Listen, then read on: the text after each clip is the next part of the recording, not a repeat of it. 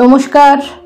ব্রহ্মানন্দ মহারাজের জন্মতিথি উপলক্ষে আমরা তাকে স্মরণ মনন করছি বর্ণময় স্বামী ব্রহ্মানন্দ এই অনুষ্ঠানে। রসরাজ শ্রীরামকৃষ্ণের মানসপুত্র রাজা মহারাজ মাঝে মাঝে রসিকতায় মেতে উঠতেন। বিজ্ঞানানন্দজি মঠে এসেছেন, তার জন্য একটি গরম পাঞ্জাবি বানানো হয়েছে। পাঞ্জাবি দেখে মহারাজ খুব খুশি হলেন। সূর্যি মহারাজকে বললেন, পেশনকে নিয়ে আজ একটু মজা করা যাক। হঠাৎ দেখা গেল রামলাল দাদা আসছেন। ঠিক হলো তিনিই পাঞ্জাবিটা সম্প্রদান করবেন। মহারাজ রামলাল দাদার সঙ্গে নিচু স্বরে কথা বলছেন দেখে বিজ্ঞানানন্দজি বললেন, কি সব মতলব হচ্ছে? মহারাজ বললেন, মতলব আবার কি, তোমার জন্যে জামা নিয়েছি, তুমি এটা পরো। বিজ্ঞানানন্দজি জামাটা পরতেই মহারাজ বললেন, রামলাল দাদা তবে এবার শুরু হোক। রামলাল দাদা গঙ্গা জল ছিটিয়ে উদ্ভট মন্ত্রপাঠ করতে লাগলেন। বিপদগ্রস্ত বিজ্ঞানানন্দজি দৌড়ে পালাবার চেষ্টা করলে মহারাজ তাকে ধাওয়া করলেন। অপর দিক থেকে অভেদানন্দজি মহারাজ তাড়া করলেন। দুজনের মধ্যে পড়ে বিজ্ঞানানন্দজি তখন হাত পা ছুটতে লাগলেন। মহারাজ খাদ্যরসিক ছিলেন। সব ব্যঞ্জন এক করে একটা ঘ্যাঁট বানাতেন। তার নাম দিয়েছিলেন উইলিয়াম ভট। দারচিনি, লবঙ্গ, এলাচ দিয়ে বানানো চায়ের নাম মোগলাই টি। সব সবজি দিয়ে বানানো খিচুড়ির নাম গোপাল গাপ্পা। একবার কাশীতে মা লক্ষ্মী নিবাসে আছেন। মহারাজ সেবাশ্রম থেকে দেখা করতে গেছেন। গোলাপ মা মহারাজকে বললেন, রাখাল, মা জিজ্ঞাসা করছেন আগে শক্তি পুজো কেন করতে হয়? মহারাজ সহাস্যে বললেন, মায়ের কাছে যে ব্রহ্মজ্ঞানের চাবি, মা কৃপা করে চাবি দিয়ে দৌড় না খুলে দিলে যে উপায় নেই। এই বলে তিনি গান ধরলেন, শঙ্করী চরণে মনো মগ্ন হয়ে রও রে।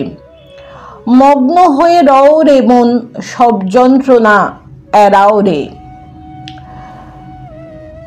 ঠাকুরের মতো শ্রী শ্রী মাও মানতেন রাখাল তার ছেলে। কাশীতে মা ত্যাগী সন্তানদের সুতির বস্ত্র প্রদান করেন, রাখালকে দেন পশমের বস্ত্র। এই বৈষম্যের কারণ জিজ্ঞাসা করলে তিনি বলেছিলেন, রাখাল যে আমার ছেলে।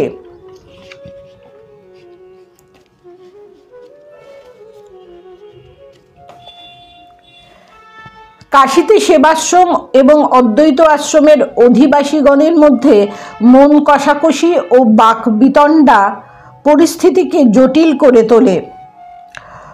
1920 সালের 1 জানুয়ারি কিছু প্রাচীন সাধু শরৎ মহারাজের কাছে এসে অভিযোগ জানালে শারদানন্দ বলেন যে ঠাকুরের কাজ করতে এসে ছোটোখাটো বিষয় নিয়ে নিজেদের মধ্যে তিক্ততা সৃষ্টি করো না।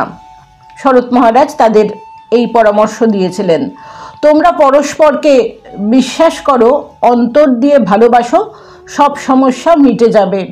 সাময়িকভাবে সমস্যা মিটলেও আবার মাথাচাড়া দিয়ে উঠল এবং মঠের শান্তিকেও বিঘ্নিত করল।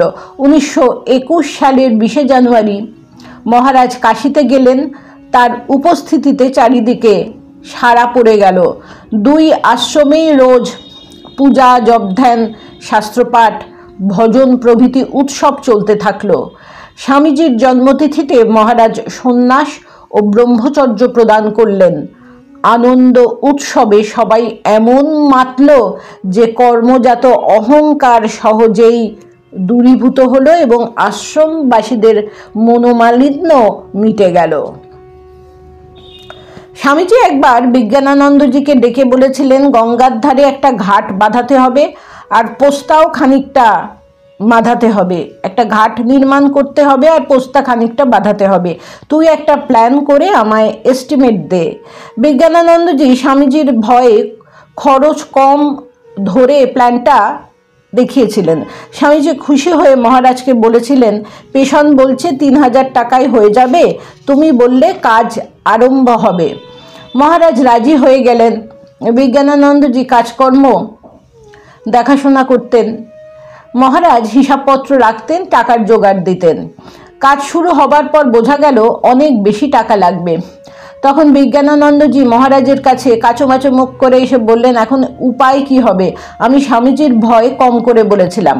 মহারাজ বললেন, তুমি তার জন্য ভেবো না, কাজে যখন হাত দিয়েছো ভালো করে কাজটা শেষ করো। এদিকে স্বামীজি একদিন মহারাজের কাছে খরচপত্রের হিসাব জানতে চাইলেন। যখন জানতে পারলেন 3000-এর অনেক বেশি খরচ হয়ে গেছে, এখনো অনেক কাজ বাকি, তখন ভীষণ রেগে গিয়ে মহারাজের উপর একচোট নিলেন। মহারাজ একটা কথাও বললেন না। স্বামীজি চলে গেলে নিজের ঘরে গিয়ে দরজা বন্ধ করলেন। একটু পরে স্বামীজি বললেন, পেশন দেখ তো রাজা কি করছে। যেই শুনলেন মহারাজ নিজের ঘরে বালিশে মুখ গুজে ফুপিয়ে ফুপিয়ে কাঁদছেন, অমনি স্বামীজি পাগলের মতো ছুটে গেলেন মহারাজের ঘরে। মহারাজকে বুকে জড়িয়ে ধরে হাউ হাউ করে কাঁদতে লাগলেন আর বললেন, রাজা আমায় ক্ষমা করে দাও ভাই, আমি রাগের মাথায় কি অন্যায় করেছি। ঠাকুর তোমায় কত আদর করতেন, তিনি কখনো তোমায় একটিও কড়া কথা বলেননি, আর আমি কিনা তোমার মনে কষ্ট দিলাম। তোমাদের সঙ্গে থাকবার আমি যোগ্য নই, চলে যাই হিমালয়ে, সেখানে একা থাকবো। মহারাজ বললেন, সে কি কথা স্বামীজি, তুমি যে আমাদের মাথা, তুমি চলে গেলে আমরা কি করে থাকবো। এমনই ছিল তাদের পরস্পরের প্রতি ভালোবাসা। অভেদানন্দ মহারাজ রাজা মহারাজ সম্বন্ধে বলতেন, love was the dominant theme of his character, and by that force of love he could dominate over one and all. ভালোবাসার বশীকরণ শক্তি দিয়েই তিনি সবাইকে মুগ্ধ করতেন। নমস্কার। প্রাণারাম প্রাণারাম প্রাণ